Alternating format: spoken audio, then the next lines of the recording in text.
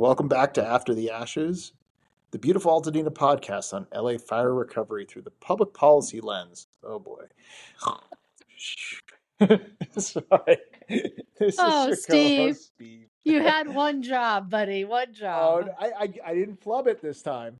And we're recording this episode on the 26th of March. It's episode 13, season 2. hmm Lucky 13. If we hadn't had so much wild craziness this month and we're recording on our regular schedule, I feel like episode 13 would have hit on a Friday the 13th and could have been quite That was like entertaining. 2 weeks ago. Yeah, exactly, which was when we should have been recording. Yeah. But here we But are now. Here we are anyway, now. We're back. I know some people were really worried, like, did you stop recording? Did you give up on the podcast? I'm like, no. None of those things. Life is happening, but we are absolutely back and on it and continuous. You should see Steve and I with our daily back and forth, like, make this note for the podcast. Don't forget about this. We can't forget about this. Don't forget about this. And then it's just too much. And yeah. we have to like cut, and figure out what we have time to talk about. But I think today for our little media roundup bit, we want to talk about the gubernatorial race and what's going on with the governor's race. And some of our candidates and Steve, I can see Steve grinning over there. Steve, you want to take it away with that? What do you want to talk about first? I'll let you guide the conversation since you like to Oh be my in gosh. charge. Steve. It is a That's beautiful Altadena podcast, Shauna. All right, Steve. So this is Steve's way of being like, I'm not sure where I want to touch on this. Seriously, So I'm I going was to like, punt I don't it. even know where to start. Exactly. So I'm going to punt it, but because I have managed to maintain a successful, happy marriage, I understand how to phrase this, and he just did. Steve is very good at playing this game, both politics and having a wife.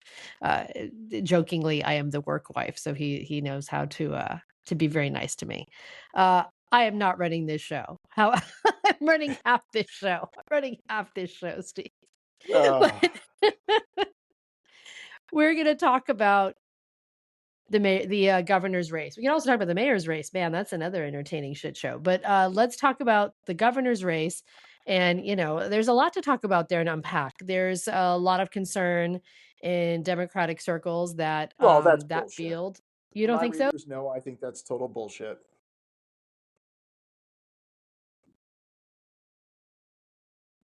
Me? Yeah, I'm with you. Okay, sorry. I thought I had a little technical glitch. It was weird. My screen went wild for a second there. There was some concern that there are so many, candidates that are going that, with no one dropping out, that they're going to splinter the vote, and we could end up, with oh no, a Republican in office again. Not gonna happen. I don't think It's so just either. to generate pages because they got nothing to write about because none of the candidates are exciting. Mm. I mean, I'm being honest. Hey, there it is. One of the candidates. Well, one of the candidates, so we've had a lot of interesting stuff, but I think one of the candidates, it's kind of interesting. I was hearing people saying, I think, Matt Mahan might end up, pulling it out and being an interesting candidate. And it was kind of funny that Steve and I were both in our own bubbles, kind of having our own conversations about this guy. And I was reading some of his policy notes and commentary, and I was like, oh, okay, this kind of aligns. And then familiar? Steve, yeah, it does, right? Well, it does. And it was like, oh, it's like Steve wrote this guy's policy, but also it's as if I mean, if only I could, if I had the money, Shauna. You just run, just fuck it, just run. You should run. Yeah. Why not? Run now. It's not too late, apparently. It's past the filing deadline. Well, you could just, say that you are and splinter the vote and make things even more wild. Well, look, I got a face for radio, so. Oh, come on, Steve. So yeah, the interesting thing here. So it took me. So this guy, is kind of emerging as a potentially a serious candidate, right? Well, he was Democrat. always a serious candidate. Yeah. Yeah. but he's coming up. But so I was like, why is his name so familiar? Why is it so familiar? And then I had to go back and do a little search in my group, and I was like, oh yeah. So Matt Mahan came to Altadena, as many politicians do, to make, illustrate a point about our community being left behind, and the failures in the rebuild, and failures in the cleanup, and failures post disaster, yada yada. But I remembered this post specifically in my group because people were so angry about him. And it was like, oh, great, another carpetbagger coming to town to take advantage of our tragedy and make it a talking point on their campaign Oh, trail. do you remember And Swalwell's? what's that? You remember Swalwell's No, little? Mahan. Is he Mahan or Mahan? I don't know how to pronounce his name correctly. I haven't heard it. I think it's Mahan, Mahan, Mahoon. Yes. I mean, Barger, Barger, whichever way you want to Well, go with it. she's Barger, 100% Barger. People say I know, but Barger. everybody That's calls her wrong. Barger too. Well, that's weird and it's incorrect. Her I, name is. I got People that. call me Shawana. It's not my name. I'll answer to Shawana, I get but Scott. I am in fact Shauna. I get Scott. So we'll call him Matt. For the sake of our conversations, let's call him Matt. But, Matt had come as part of his, campaigning and did this whole thing. And it really pissed off people in Altadena. Even the person whose lot he was standing on, she was furious. She was like, didn't get permission, didn't contact me, re-victimizing, ew, tone deaf, like, what is wrong with these people? We're not your soundbite. Get the fuck out of town, So Matt, you might be in trouble with Altadena voters unless you come back and remedy that. But All overall, 10,000 of us. But anyway. yeah. Overall, it's time to, to remedy. It's time, to start looking at what these candidates are talking about and who's real and could potentially govern this state. And he had some really great policy ideas. And I hope that if he does come back to Altadena, he actually talks to people in Altadena who actually are tapped into and understand this community so that he doesn't I make that reached out misstep to again. people I know that are involved with his campaign and offered that, because I thought that, he's the one after what Eric did, Swalwell did when he came to town. Oh my gosh, what a mess. I just thought, That this was is a way for him embarrassing to too. distinguish himself. And I mean, I can't, Shauna, I'd heard that somebody said he's the AI candidate. And what that means Meaning, is his points are written by AI. Like they're good points. He's got great points. I mean, hell, I agree with 85 to 90% of what he says, just because mhm. he's saying, look, the system's broke and we need to fix it. Yep. The problem is you could say the words. The question is, and this is the question I asked when Mahan back in January when he announced his candidacy. I said, "Are you ready for this?" Because the only way he wins, labor is not going to come to the table for him. It's going to be the Caruso dynamic that happened in the city, right? They lined up Yep. behind Bass. Caruso was going to have to beat Bass without labor. Same thing with Mahan. He can't win that nomination because labor's not going to do anything to support him, nor any of Mhm. the interest groups in Sacramento. Like he's the outsider. Okay, fine. He's got Silicon Valley money. Great. You got a lot of money. That's awesome. I wish I had a lot of money. Yep. You got a good talking point that resonates with a lot of voters. But you got to have a connection with the voters. Like that's the other thing about politics is there has to be that je ne sais quoi. Like there has to Yeah. be something that hooks you. And the All In podcast, he that was like you and I sitting there, you Yeah. interviewing me. Like that's his people, right?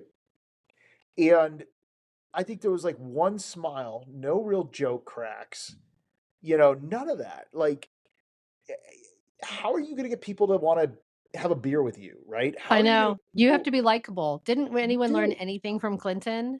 Or even now, frankly, from, Trump? It's like how many people, especially men, who are like, oh, I want to hang out with that guy. Like I would hang out with him. And There's a that was Clinton's seduction that goes appeal. with it. Except There's a Clinton seduction. appealed to women too. Yeah, there's a seduction. It's a game. For all the wrong reasons, it turns out. But that's another conversation Well, but entirely. look, I'm not saying it's right or wrong. I'm just saying that's the way it is, right? It's a popularity contest, and I think that that's part of the problem is that he has to.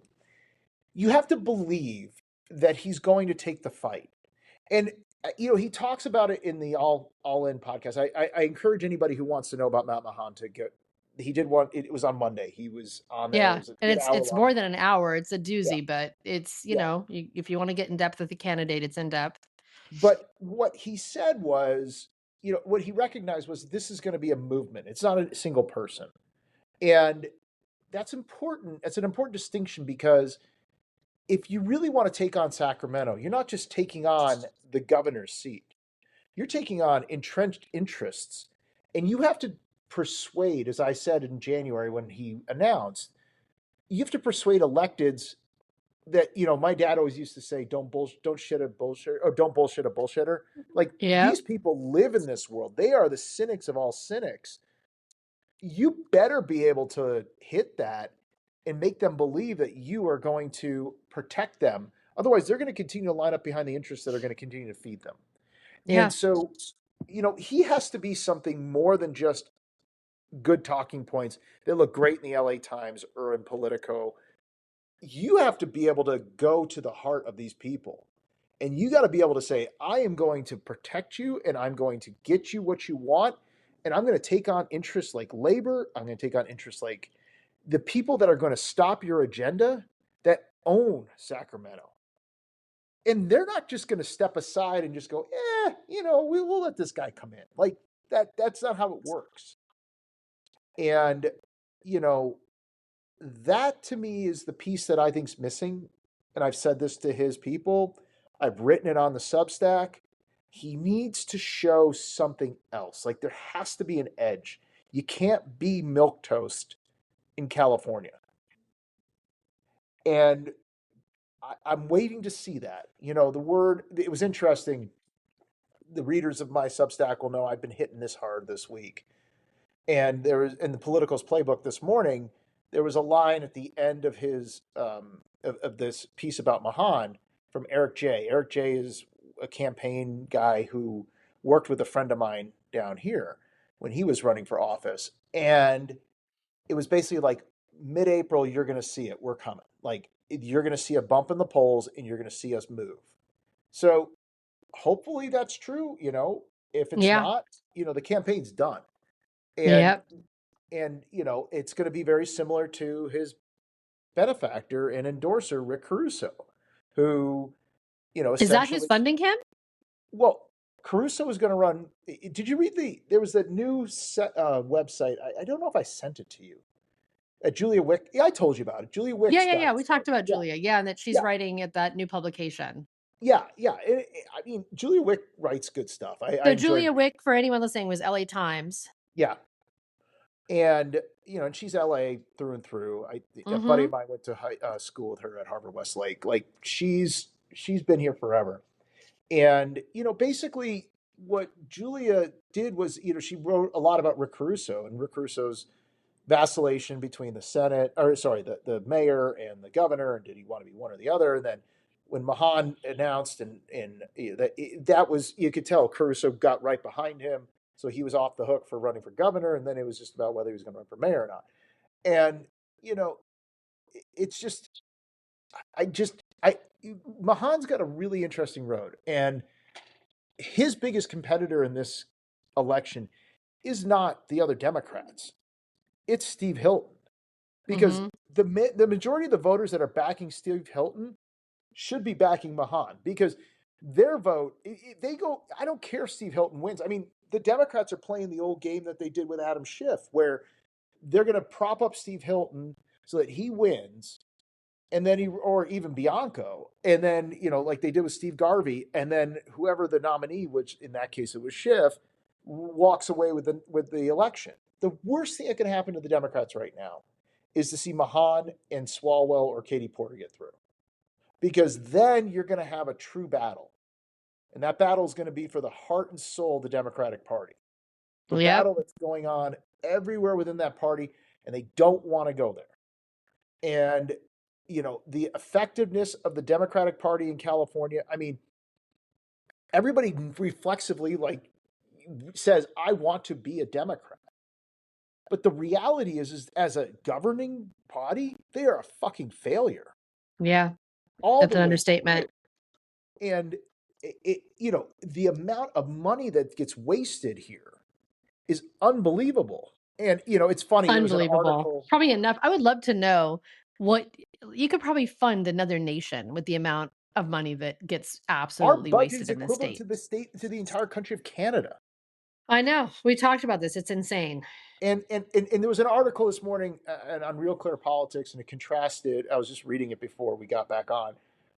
Blue states and red states, and I'm not going to get into the blue state red state divide, but the point was pointing out that the bridge across that got hit by the boat in Baltimore, it's going to take twice as long and twice as much money as they thought it would. And the point being, like, the abundance theory, right? Just takes too long to do anything Mhm. regulatorily, getting anything done in California with all the lawsuits and all the other things that do things. Yet they contrasted it with the Cesar Chavez, how quickly they've removed Cesar Chavez from everything in California Yeah. in the span of a Yep. week. And it's like, we have the means to make things work. It's just a question of where we want to devote those resources and what's the incentive. Are we incentivized not to actually solve the problem, not to actually build the project, not to actually get anything done, and just basically cost overruns like a defense contract? That's sort of what we're seeing. Right. And so what Mahan is saying, and he's right, and readers of my pages will know I'm the same way. Whether it's the Billionaire Tax Act, whether it's the half percent increase here in Los Angeles County for healthcare, whatever it is, the answer is not add more tax. The answer is, let's actually see Just use the money. if we're getting Yeah. what we're supposed to pay for. Like, 40% of our budget in California is allocated to education. Our educational standards are something like below the state of Mississippi right now. And we have record revenue, and that money is on autopilot at the educational space. But yet we have a declining student body. I mean, LAUSD is a case in point of that. Yet employment is up to meet the standards of where it was when the student body was 40% larger. Yet what's going? It's just the distortions are there. And with the Billionaire Tax Act, it's like, let's take on billionaires. Sure, I get where you're coming from. Billionaires, we do have wealth concentration in this country that needs to be addressed. That there is no doubt in my mind about that. However, I don't believe that we just need to give a blank check to the unions for $100 billion. By the way, they chased 27 of that out of the state. The guys going down to Florida. But what are we doing? I mean, it's not as if we are destitute for healthcare. Since COVID, the healthcare funding coming to our state has increased 80%. The cuts that will be coming will reduce those numbers by 30% because of an accounting gimmick shift and the way they want to get compensation in emergency rooms for people who are here without documentation. That's what this is. That's what this Mhm. horrible dystopia that they're creating from healthcare is. We will still be 50% more than we were before COVID, which was already high. And it's as if our healthcare system is going to crash. It's not. It's that people got fat, dumb, and lazy because they just got money coming out of their whats. And this is the presentation that hasn't come in. So this is what our gubernatorial election really is about. And the Democrats don't want to have this discussion. So if it's just Swalwell and Hilton, everyone's going to tune out Hilton because Hilton's just going to be considered a Republican. It's the New York Post, Mhm. the Wall Street Journal. Who cares? Swalwell Yep. wins. That's it. But if it's two Democrats, then it's a different discussion. Yeah, absolutely. All right. There's my. So who's your money on? I think it's going to be Swalwell because I don't think Mahan's going to make a move. Mahan's going to have to totally change his MO.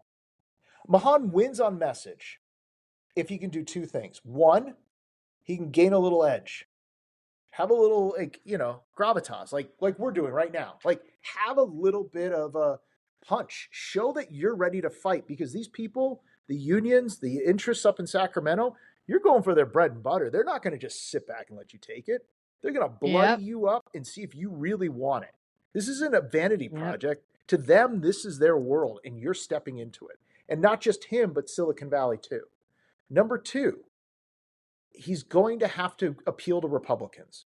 He's going to have to make the case that a vote for Hilton is it's a wasted vote because Hilton's going to get through to the general, and then he's going to lose. He's just going to Yep. lose by virtue of the fact, no matter how compelling his vision is, he is not going to win because he's a Republican. He's going to have an R next to his name. So if you throw your vote away for him in the primary, you're throwing away not only him, you're also throwing away Mahan. If you Well, believe in what Mahan is saying, and you believe in what Hilton's saying, you should be voting for Mahan. yeah, it's true. I think, yeah, we'll see how it shakes out. But if he can't make that pitch, Shauna, it's done. I know. It's over. Yep, it's over before you even started. And I genuinely hope Mahan makes it back to Altadena and does it a little better with the community because Again, we've offered it. I wanted him to come meet with us and have the opportunity yeah. to do it right. That's how I positioned it. Like, hey, let's do this the right way. Let's do this where you can meet the community. Actually, not just make it a press stop, but actually make it real. Yep. Talk to the people for real. Come and Problem talk is to you the got too many people. consultants involved. So Yeah. that's where it There's always stands right consultants making God knows how much money. now. Oh God, that Billionaire Tax Act, the beat their ass, because that's what BTA really stands for. Like, you don't think that they don't have a sense of humor in Sacramento? Come on, that guy. That Politico piece that he got published. Holy God, did you see that? No, I don't know that I did. Okay, so this guy Dave Regan, who's the guy who is behind all this, the head of the SEIU healthcare workers. He got a piece published in Politico yesterday, an interview. I mean, it was your typical thing, but I couldn't believe that he told a story on the record that basically said Gavin Newsom asked him for a favor, asked him for a Christmas present, get rid of the Billionaire Tax Act, and he turned down the governor. What's the message? He's more powerful than the governor. I'm sitting going, wow, you got some balls, man. I was going to say, Woo! that's balls. Wow. Like, it not only, look, if you're telling the story in a cocktail party, that's one thing. Like, hey, guy, let me tell you this story. Like, I can understand, especially if you have a couple drinks, like, I get it. I mean, I've been known to do things like that myself. However, in publication, in black and Yep. white, on an article that was on their national page, I don't know. Hey, I don't know. see how This it is goes. where Hey, California's yeah. gone. We'll see where it goes. Shall we? We covered so much of our media roundup in the last episode. I feel like I'm glad we touched on the governor's race. I don't want to touch the LA City mayor's race with a 10-foot pole right now. Bass That's is going to another. win. You heard it here. No Bass is going to win. way. Mm-hmm. You for Bass will win. real? You really think so? I do. I don't I know do. who's gonna have it, but I don't think it's gonna be her. I think there's enough concern and discontent that I don't think it will be her. I know 30% of the vote the turns incumbent's out. always got it. I know it, but It's too low. Labor's going to make sure it's going to be 2022 all over again. oof, No, she's won. When Caruso said no, that was the end. I mean, Horvath could have won. It was funny reading the piece too that Julia Wick did because they talked about Lindsay Horvath the way I did. The allure of running for the mayor instead of sitting in the backwoods of the county administration. Like, the allure. No, thank you. but she's basically wants to, and of course they hit her on the measure R or whatever the thing was, measure G, the gift that keeps on giving. But it basically said she wants to run for CEO, which Yeah. okay. Well, hey, But good so I luck. mean, without She won't be Adam, alone. She's not the only one who wants to run for CEO. well, Who else do we they think all are. wants to run? All the Yeah, queens will. exactly. All the queens will. Um, what I mean, do you even know who Adam Miller is? No. Okay, so there you go. That's Austin Butner's replacement. Okay. Spencer Pratt. I mean, at the Oh, end of the day, I mean, he's He's a a fun novelty. internet personality. He's brought some interesting points to light. Is he a mayor or a serious candidate? No. Not even close, buddy. I'm And so, sorry. I don't want to be like, I don't want to be, dismissive in any way, but just no. and labor hates Nithya. But he will pull a wild amount of votes, I bet. I mean, not unlike when, again, Trump. And labor hates Nithya. Which is too bad because she's not all bad. I mean, she's been associated with some things that, but show me any candidate who hasn't, right? We talk about this all the time. There's no perfect political candidate. But you choose who's going in the direction. Are you raising your hand? You think you are, teasing. Steve? I'm teasing. Well, get in the game, Steve. You can't play from the sidelines. Oh. Just saying. You can't armchair this one. So look, I'm not a resident of Los Angeles, so it's not my problem.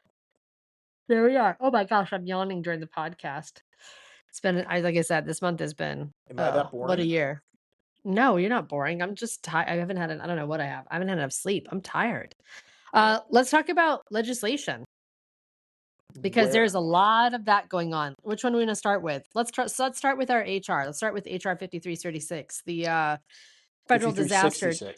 Sorry, I'm going to screw it up repeatedly. I wrote it down wrong. Again, I told you I have a little bit of dyslexia. This is where it shows up. So yes, HR 5366, the Federal Disaster Tax Relief Act of 2025. Yeah.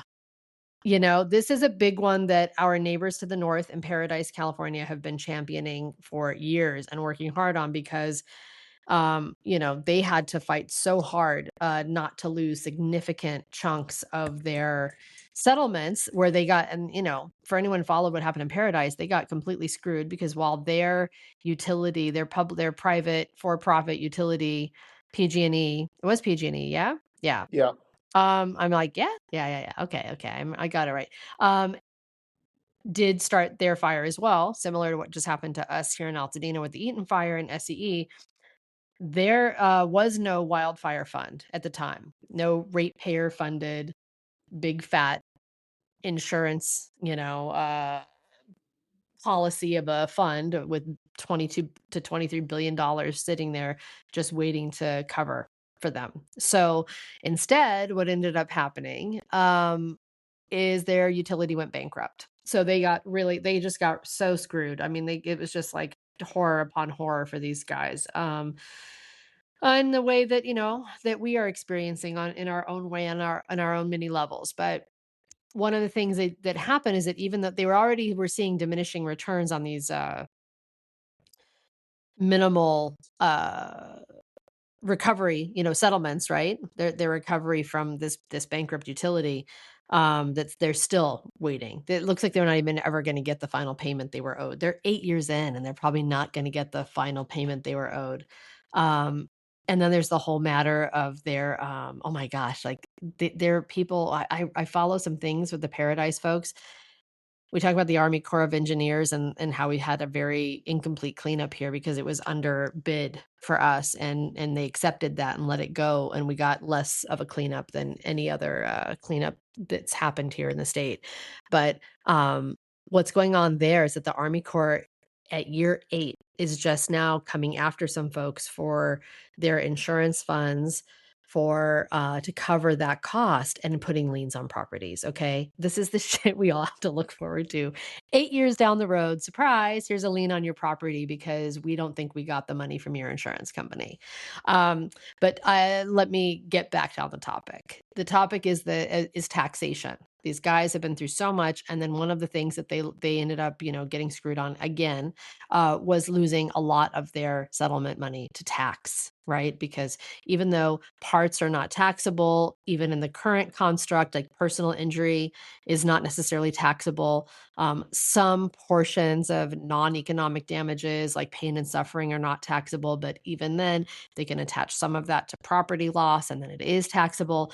It's very mercurial, right? How it plays out. So these guys have been fighting and fighting, not just for themselves, but for everyone not just in the state of California, but everyone who experiences this kind of disaster, that they actually have some form of federal tax relief. And that is what this is. This is a federal disaster tax relief act, and they got it past committee. So as we know, that's just the first step, and they still have a long road ahead, but they did get it past committee. And, I think we're all rooting for them, because this not only is about them, it's now about us, and it's about everyone else this happened to, right? It's like fire survivors, when you're desperately trying to be made whole, which is highly unlikely in the first place, even with litigation and insurance. When you throw in, this other element of tax, it's just like insult upon injury. So this bill, if I understand it right, Shauna, is in a continuation. So they got a Yes, bill correct. that gave them It's status expiring. up Yep, until this year, and then it expired. And then correct. this would take it from the end of this calendar, or the end of 2025, basically January 1st, 2026, through to 2028. So that's what Yes, this is that this is an it's the extension extension. of Yep. the yeah, what they had before. So the bill is sitting, I mean, the fact it's been passed before should be okay. It's in I ways, think so too. it went through Ways and Means and went through Finance. Well, again, should, but doesn't mean it will. I mean, so we'll see. We'll Again, see. We'll see, but we're in thank weird you to our times right now. neighbors. Thank you And to if our it doesn't fellow get fire through by survivor this year, neighbors who are we got to continue to start all fight. over again. Yeah. So But again, I just want to say thank you to them for continuing to fight. I mean, they've, set one of the many examples of what, you have to do. Many of them have become legislators. They have, they're writing policy. They're showing up and fighting. They're doing all the things that we're seeing play out here that we're doing, because So what it's, I like to again, we tell just, people is once you get on the merry-go-round, you can't get off because that's when the other side wins. Like you cannot stop once you start. yep. And it's Yeah. unfortunate because not a lot of people understand that. They think, "Oh, I'll just I take on did an it. issue I'm and done. then it's done." It's never Yeah. done. It's never done. Nope. So we've also got, John's bill, your boy John. So John Harabedian penned a bill along with the oh my gosh, EFRU, Eaton Fire Residents United, and that is the group led by Jane and her crew, who are working hard to represent owners of standing homes that are, well, if you have a standing home, it's contaminated. To what degree is the question.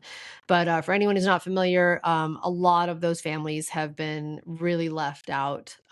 They were not part of the Army Corps of debris removal. That's coming up right now, because a lot of people are finding some of the worst contamination is sitting underneath and around standing homes, and it was not touched by the Army Corps. They were not eligible. That was part of the incomplete cleanup that happened here.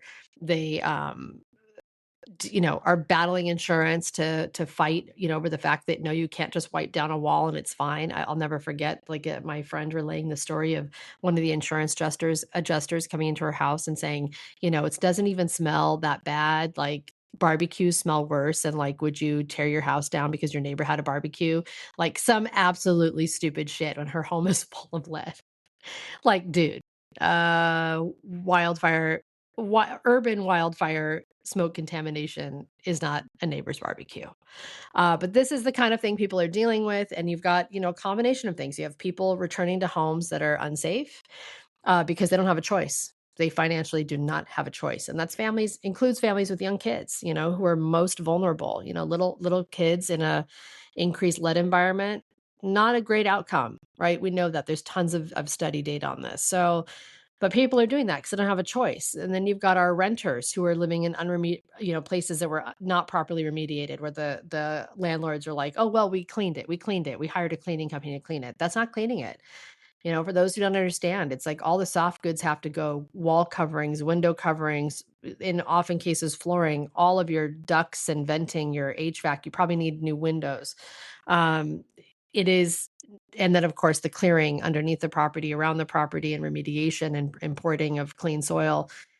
It is not insignificant, and it is not inexpensive, and there is no funding for it, and there's no standard for it, and it is allowed the county and the insurance companies to absolutely leave people out to dry. So their bill is AB 1642, and they are seeking to set wildfire contamination standards so that there is a standard of testing and a standard of what is an acceptable threshold that would hold accountable entities like the county, entities like insurance companies to actually cover these losses and allow people what is needed to get back home and allow them to be able to afford to stay out of their homes while these things are happening. And again, for context, for those who don't know, we're at month 14 going into 15, and there are people with standing homes that are sitting out there like ghost houses in the community while new builds are going up right next to them, and their homes still haven't been touched because they're still fighting their insurers and trying to get money. It's really gross. So gross. I mean, thank you for taking that on. Well, doesn't Well, John? yeah, thanks to He's them. also Thanks to working on a bill to prolong the moratorium on insurance companies cutting people off. yes, mortgage. Yep. There was a hearing on Friday that I was sorry to miss. I had been asked, by a few folks in the community to come in and stand there and support and give testimony on that is about extending the Mortgage Relief Act by another, the Forbearance Act by another, I believe it is 2 years. Well, there's I that think we're and starting. insurance. Correct. Correct. But the issue, again, so people understand, is that those who are out of these homes, both for a rebuild or because their standing home is so contaminated, they still can't go home and their remediation is still being done. Um, they're also facing down the barrel of mortgage payments. Like, you got to pay a mortgage, you got to pay rent. It's crippling. It's financial destruction. It's going to put people in financial ruin. And we've talked about this a lot on this podcast. The fact that the destruction of wealth between equity taken away, loss of property for those who cannot return, inability to rebuild. I think we heard it called by the Guardian. It was called climate gentrification. No, it was the Wall Street But Journal. well, the Guardian also. But Well, they took it from the Wall Street Journal. oh, they might have. Okay. Well, I'm I don't teasing. think it's any. I think it's That's more to poke at the I Guardian think because it's a they would pretty. hate that. Yeah, I think it's a pretty common statement. It's what it is, though. That's what it is. It's that people are just being like pushed to the brink of financial ruin and being forced out of their towns. And it's like, if the fire didn't take you out, the fallout of the fire will take you Well, out. this It's like is this. We yeah. talk about the disaster after the disaster. This is the question about and then there's the donut hole, right? There's Yeah. the money from the settlement and or insurance versus the rebuilding cost and making up that Mm-hmm. delta, which is also a major issue. Yep. And I know there's people out there that are trying to figure out how to solve that problem, and there's that's not there. I mean, what I've been told is in the next 6 months, we will probably see, unless they come up with an answer for this donut hole, people are going to come through the other side of this and they're going to say, you know what, I just can't afford to rebuild. And a Right. bunch of properties are going to go on the market. I mean, we know it's that, but it's not only that. It's also people who have figured out how to cobble the funds together. I know too many people who are, they've got they've got the insurance that they had that was not sufficient. They've got GoFundMe dollars from friends and family and colleagues. They've got an SBA loan. They've got another loan. I cannot tell you how many people I know who are like, oh, we're basically living on our loan money because otherwise we can't afford to survive and we still can't afford to rebuild. And then those who can afford to rebuild are like, great, we're going to cobble this together and miraculously rebuild, even though we're not quite doing it right or the way we want to do it. And it's sure as hell not representative of what we lost, but at least we can rebuild a house. But then, P.S., we're going to be so far upside down on that house. I don't know how we can afford to stay in it unless we really do get significant money and can get us out of debt. Because if you can't, you're so upside down, you're forced to sell. So And that's I the think, other half of it. and I think that's where a lot of this is coming to, is that we've prolonged the inevitable, but the inevitability is coming, the bill's coming due. And, Yep. short of a massive solution that comes in that can raise a couple $1 billion to create a mechanism for people to draw on to make up the gap that exists, especially Yep. with low to moderate income and Yep. people who don't, and the answer I've always said is shared equity. I mean, we can do it at a state level with the California Dream for All. We should be able to do it here, make it the Altadena Dream for All. But again, nobody's asking me for my opinions on this. They haven't asked me to drop that bill. I've tried, You but could, you would. You could look, and you would. what I'm also hearing and seeing is that there's a definite resistance to some of these newer ideas for whatever reasons. And, it's not that we can't, it's that we won't. And I think that that's probably the most galling part of all of this is that we have been able to solve our problems from the start. And, we write these bills and we create these solutions and we get to the other side of this. Like Shauna, I know you're about to talk about Prang's bill. I mean, that's Yeah. a whole other piece to this is that if Prang's bill fails again, you're going to go through all this process and maybe cobble together all that money, maybe beg, borrow, and steal to put it all together. And you're living in that house that was on the books for $100,000 and you're going to get hit with $1 million tax assessment. And people are going to be like, I'm sorry, Yep. what? Jump Yep. to the We backside of keep this and you're saying going to lots of get. folks are about to have a pretty, I suspect in the next few years, a pretty rude awakening. I mean, not only is your insurance going to go up, not if you can even Yep. get it, now you're going to be, layer on all these pieces. And if you're at a low tax basis, like you're going to get crushed when it comes time for tax. And for Yep. those that are on fixed incomes, it's going to be horrible. Yeah, it's crippling. It's crippling. And, It's going to and, put and people the out of their worst part homes. is, that nobody's even talking about this. We brought it up Yep. last summer. And Yeah, we brought it up last year in a couple of episodes. Everyone believes that everything's fine, right? well, that's what they're That being it's like, told. right. And we just keep saying, "Oh, don't worry, everything's going to be fine. It's going to be fine. Like you're not going to be taxed on all this. It's just the little increase. It's just you might get taxed, on that increase beyond the 10% allowance of like for like. Like if you're doing a completely different house, you're getting taxed on the increase and the difference." That is not what this actually says. I know it's what they keep telling us, but it's not what it actually says. Can you talk about your experience even on your So I flight was back from flying DC back, without and I was we don't have flying to back name from names, DC. but it's such a great story. And I was sitting next to an elected who was there for a fly-in, and the elected mentioned the pranks situation. And he's like, "Look, here's the flyer that says everything's going to be fine." And I said, "Read the fine print." He goes, "What do you mean?" I said, "Well, if you read the fine print, it's talking about that. What it's not saying is if you buy your house, let's just say you paid $1 million for your house, right? And your house is on the books for $1 million. If you pay $1 million to rebuild your house, yeah, your property tax is not going to be affected by it because the cash value is the same as the like for like." I said, but the difference is like for like does the statute Prop 13 talks about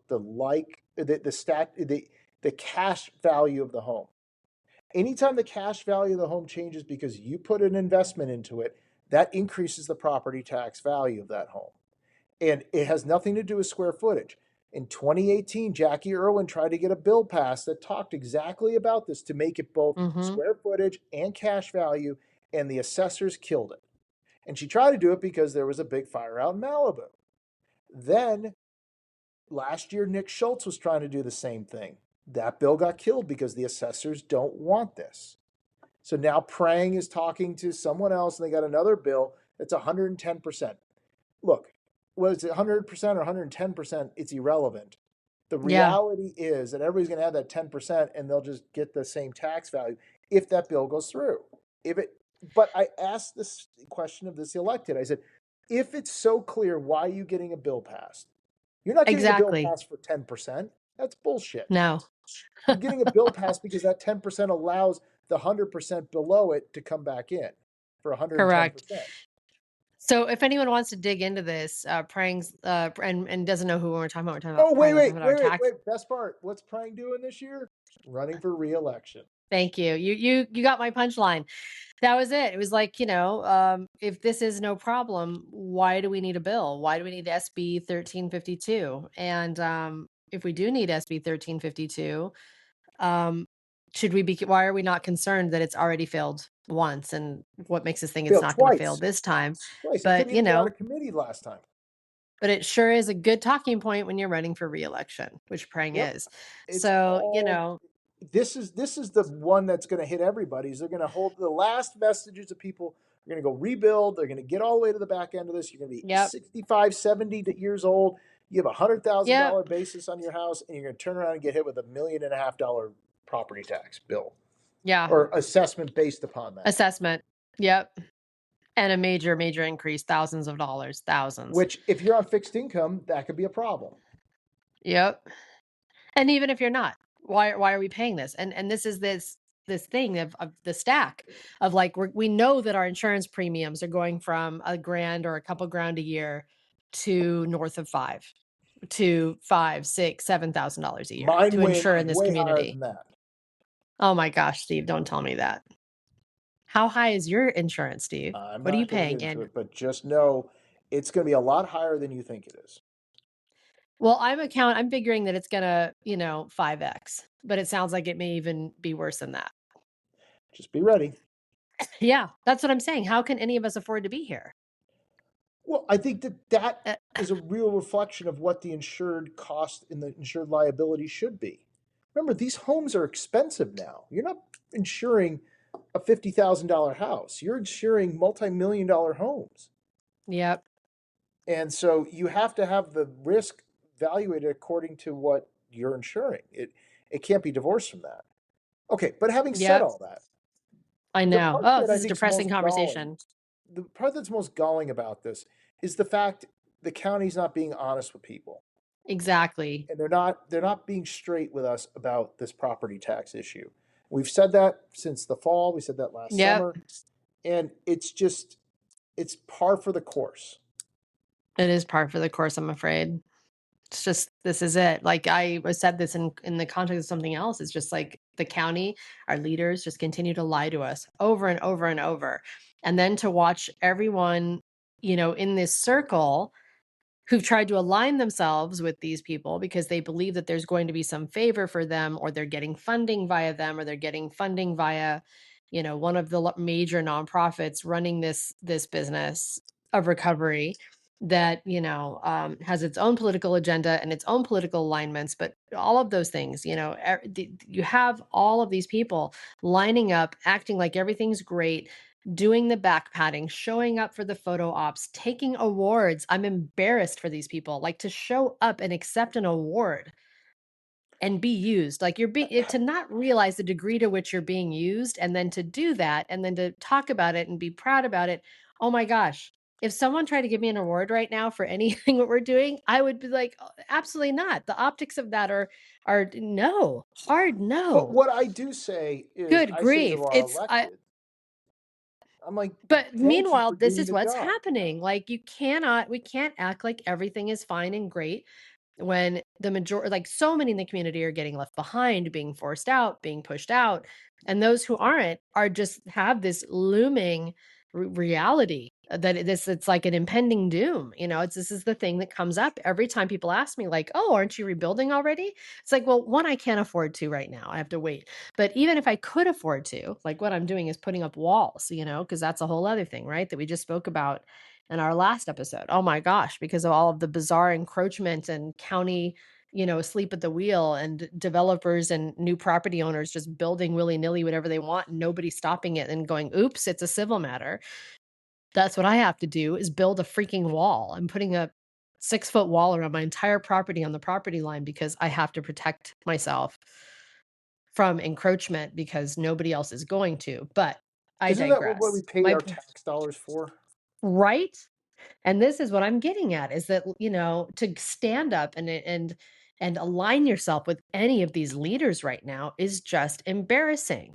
You've got to, if you really are with and for the people, then you need to start calling out what is happening. We don't all have to be Fight the anti power. we correct. I mean, there is that. It is that, and it doesn't I mean know.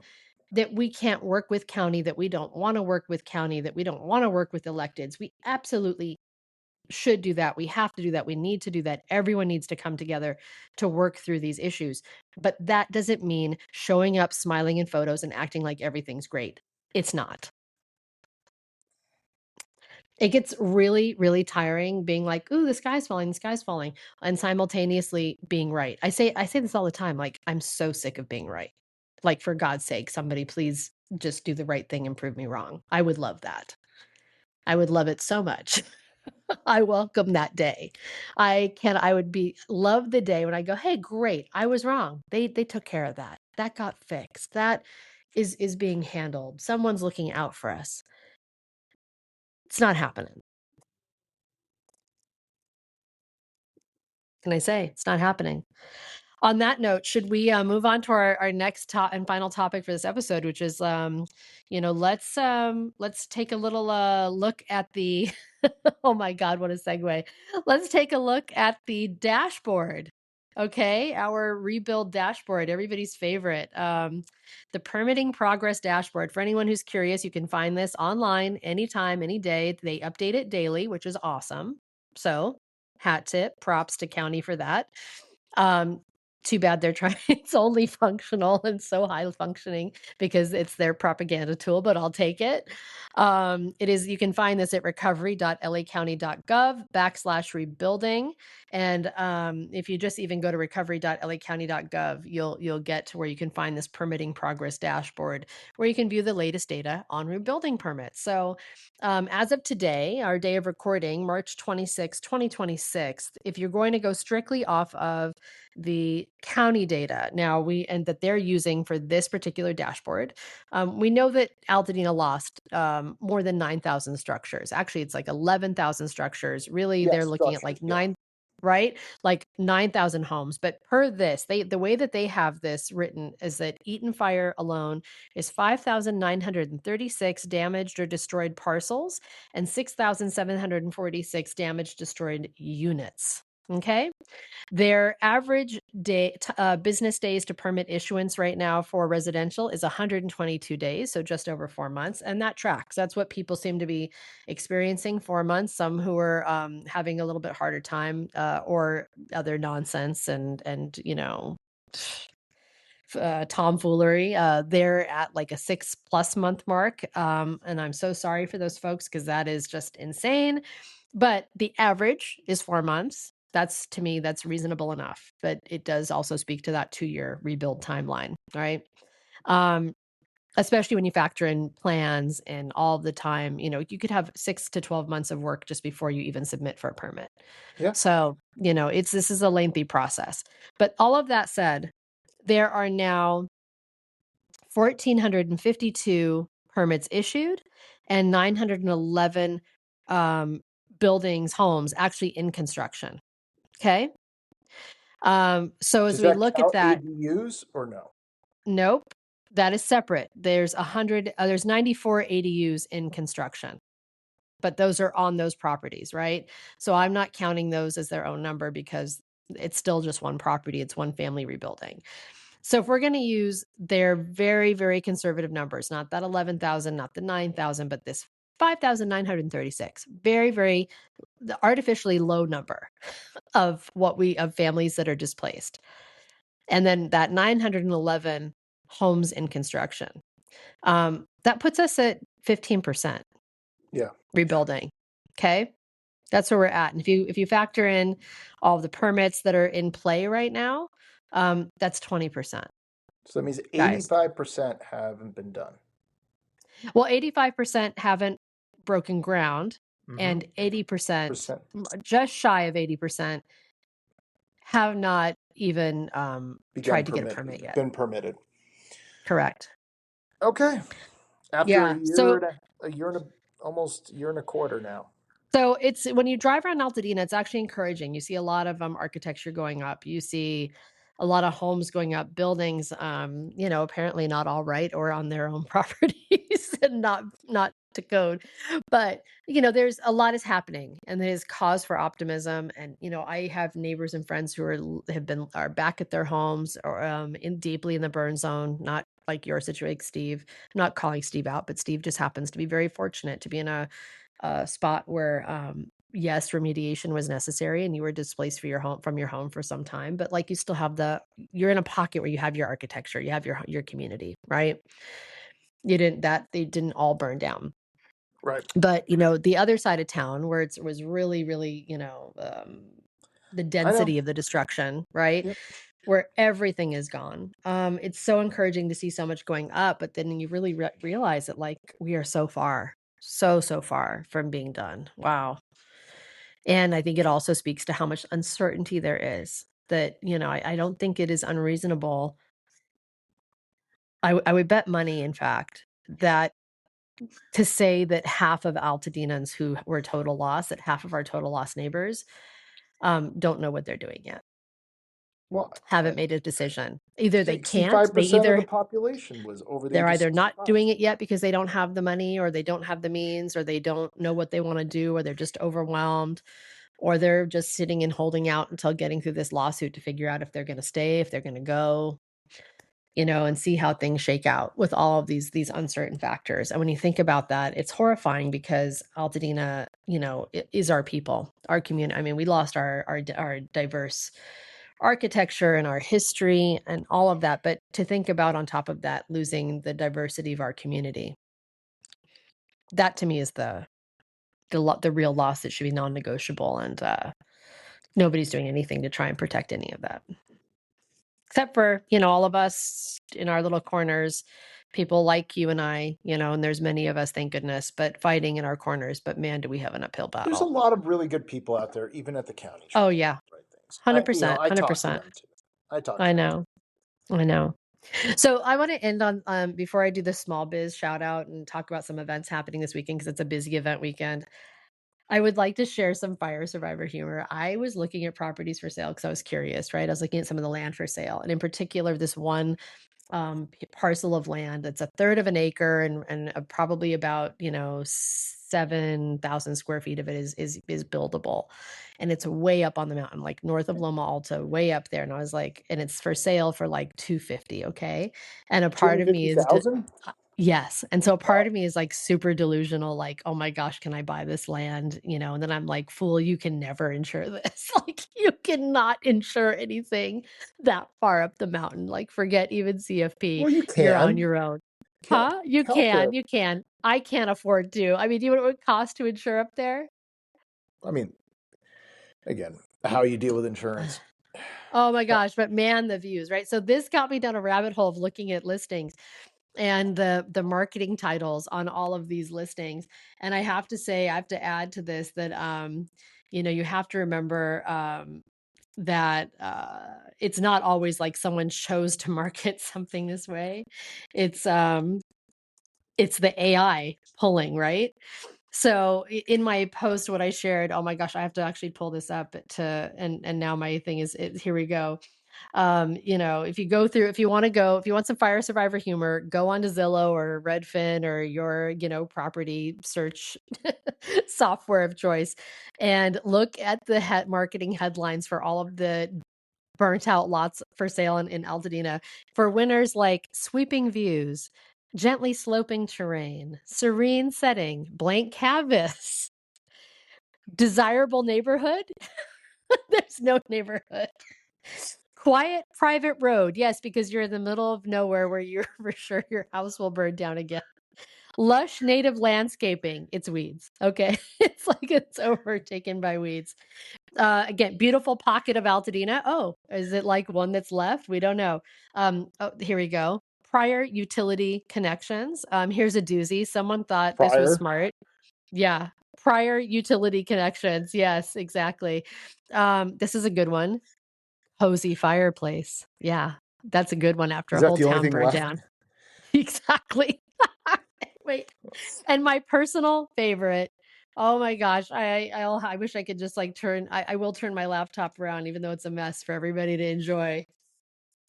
Old fence poles. Okay, that's what it says. It's a burnt out lot with the chain link falling apart and it says old fence poles. You can have this lot for $599,000 and it comes with old fence poles. Oh my gosh, the neighbors we were just like it was like the uproarious laughing, but like one neighbor said, if I were selling my lot, I would pen this: diamond in the rough. Some usable pavers remain on this freshly excavated dirt patch, currently being stored conveniently in a pile on top of a collapsing retaining wall.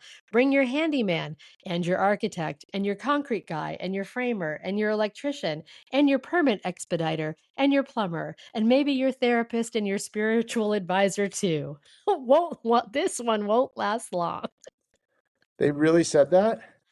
Our neighbors have, Oh. I love our neighbors and their like we are all surviving with our sense of humor. So many people were like, "Oh my god, I needed that." Since the fire, our naked lot could now be called right on the golf course with sweeping views of downtown LA. That's because that pesky country club, all of the homes, fences, and trees have burned to the ground. So, Oh. oh my gosh. So that's it. We leave this one with a little bit of fire survivor humor because if we don't laugh, I don't know what else, you know. I think my humor is the only thing that saved me. What was it? Um, I wrote an event. I wrote a thing the other day, and I said something about, oh, when I was talking about a year ago, and I was at that event with an elected in South Pass, and I was wearing my fire chic outfit, and my wife's but like, I what can't is your believe fire chic outfit? What's I it was fire a. chic? I got some clothes because we went to Mexico for a friend's birthday, and I was like, I have no clothes. I need to get Oh my clothes, so I went. gosh.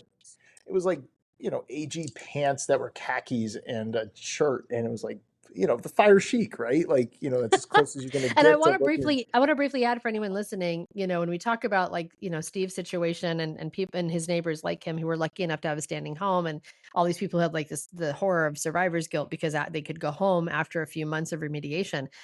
It doesn't mean they didn't lose everything, nearly everything inside their homes, like your clothes, everything. So Oh, I think it it's was all important to just gone. mention I that. mean, it's just, Yeah, I and there know. was no way my wife was gonna let me dry clean it. She's like, nope, it's, No, God knows what's in that. not safe. So Yep. yeah, I was like, I don't have any nice clothes because I was living in what, the same four pairs of shorts and jeans for, 4 or 5 months, just like you Yeah. guys. Whatever Yep. we took was all we could Yep. get. So Yeah, it's true. So you were in that outfit and no, it was just she mentioned that with the fire chic, and I'm like, oh, I know. kind of I like our know. disaster humor, it's sort of. I know. We were at beautiful Altadena, you know, office hours yesterday. As I've shared, we're doing that on Wednesdays, 11 to 1 at various coffee shops, and all Altadena neighbors are welcome to join us. But one guy was saying to another woman, like, "Oh, hey," he's like, "Oh, I love this outfit," and she was like, "Oh, this is what I live in now. I went to Old Navy and bought this, and like because I just don't even know what to buy, and like every time I try to shop, it's like crippling anxiety." And she's like, "For the longest time, I couldn't buy anything." And she's like, you know, this is someone who had like beautiful under things before. She's like, "Yeah, I just buy jockey underwear in bulk now." Like, I just can't like, you know, I don't know. It's a never ending thing, right? And again, this is why our humor serves us. We got to have it because, and also we have the blessing of having so many, well, and it's a double-edged sword, but we're lucky to have each other to go through it with because going through it alone, I can't even imagine. So, on Well, that note, thank we have you a for lot of doing what you do to keep us going, Shauna. well, we're all doing our part, right? Well, most of us we're trying. We're trying. A lot of us are doing our part. We have a lot of community events this weekend. Spring has sprung, right? We had the spring equinox last week. We have so I'm going to talk a little bit about spring, Easter, Passover shopping in Altadena because we have so many shops that have completely, you know, brought in new inventory for that purpose. So we have Adelaide on Fair Oaks, which you've heard me talk about before. North Fair Oaks, just across from Fair Oaks Burger. Oh, I have hiccups now. Really beautiful spot, and her merchandising is beautiful. Her taste is beautiful. She's also a florist, so gorgeous flowers, gorgeous floral arrangements, plants, home goods, etc. Beautiful shop. If you have not gone to Adelaide, go check Adelaide out, and especially now with the season change for spring and you know again Easter, she has so many beautiful things. So does Carchofi, which is our stationery shop at Mariposa Junction. I don't know if any for oh my gosh, talk about something we didn't talk about. half of Mariposa Junction, our beautiful Mariposa and Lake, that gorgeous brownstone block of building that's like the only thing that even approximates downtown for us. Half of it survived, half of it didn't. The half that didn't, and when we had wind a couple weeks ago, it collapsed. And that speaks to, I mean, it's horrifying that we lost the last of that The hardware historic store? structure. Yeah. Yeah, all of it came down. But also the fact that that's just like hanging out in the community where people are like, you know, our one of the best restaurants in the nation, Betsy, is next door, and Carchofi is next door, and yeah, no big deal. There's just And still Miss Dragon's contaminant Print sitting. House.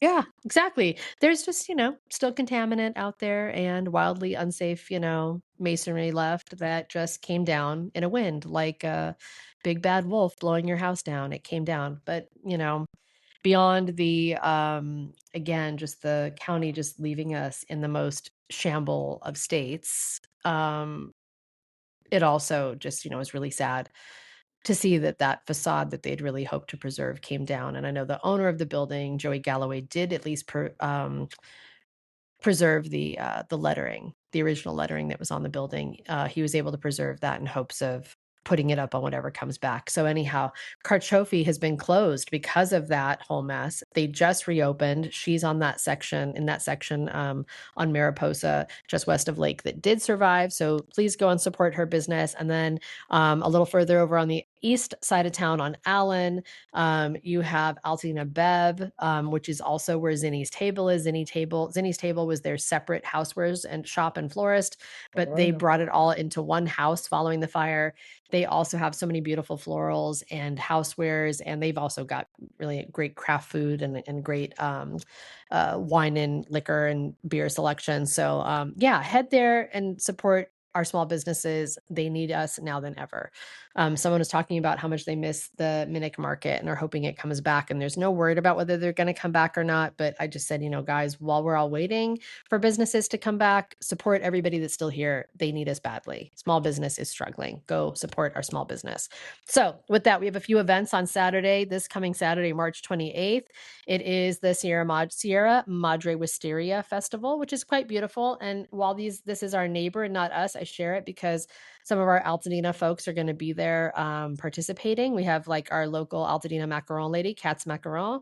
She will be there with a booth. Cleo's Critter Care will be there. Cleo's Critter Care, for anyone who's not familiar, she's our only Altadena small wildlife rescue. You know, every time someone's like, oh my gosh, I found a baby squirrel, oh my gosh, I found, you know, an injured possum, oh my gosh, I found baby possums without a mama, she's the person everyone calls and who takes those animals in. So go see her at that event, support her, donate some money. She's actually in the process right now of trying to find a new home base, and really this has been like a many months process and hasn't found anything despite having rent to pay and being able to offer people a tax write-off.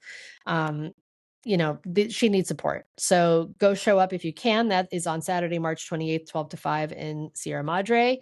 On that morning, if you want to start your day, we have another No Kings rally happening, and the Altadena segment of that is happening at the Altadena Community Church, or the lot that was the Altadena Community Church before it burned down. And I'm not a church person because you know, I'm not a churchgoer, I'm not Christian, but that church was my favorite for the signs that they had up. I'll never forget, there was a sign that they had on their sign once. It was like, you know, what was it? It was like basically when atheists are being better Christians than Christians, it's time to reflect. You know, and I was like, oh my gosh, I love this community church. So I was really sad that like this amazing community fixture burned down, but they're, not surprisingly, they're hosting this. So on their lot at that is on the north side of Altadena Drive rather, just east of Lake. So yep. So just look for basically Altadena and Lake. They are going to be hosting the No Kings rally. That is also Saturday, the 28th, from 10:30 to 12. And then in the evening, you have like an awesome group of Altadena musicians and artists coming together to do their big show, Electric Fever, that'll be at the Eagles Hall that night, also Saturday, March 28th. And I believe that kicks off 7:30 p.m. And there are tickets online. There are discounted tickets. I think they're like half off for Altadena people. If you happen to be an Eagles member, there's a portion of that show you can attend for free. So all that info's online. I'll drop links into the show notes. I really hope people show up and show out this weekend to support all of the wonderful people in our community. All right. And Yeah. with that, Shauna, I think it's time to wrap this thing up. For those that have Time to wrap it up. gutted it Take us out with out, us, Steve. thank you. Huh? Take us out, Steve. I'm Steve Sachs, the Alta Policy Wonk. You can find me at Substack, the Alta Policy Wonk. Shauna? Beautiful Altadena, online, on Instagram, on Substack, and our neighbors only groups are on Facebook. You can find us in our subgroups there. Beautiful All right. Altadena. So hopefully we'll see you next week. And in the meantime, have a good one. Yep. Thanks everyone for listening. I know it's another long episode. We appreciate you. We'll see you on the next one. Bye now.